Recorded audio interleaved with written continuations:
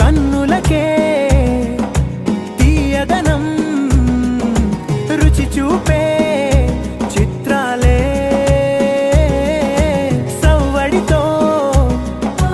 సంగీతం పలికించే సెలయేళే పూల చిట్టుకి ఉందో భాష అలల మిట్టుకి ఉందో భాష అర్థమవ్వని వాళ్ళే లేరే అర్థం మాట్లాడే భాష పలకరింపే పులకరింపై పిలుపునిస్తే పరవశించడమే మనసుకి తెలిసిన భాష మమతలు పంచే ఊరు ఏమిటి దానికి పేరు పల్లెటూరేగా ఇంకెవరు ప్రేమలు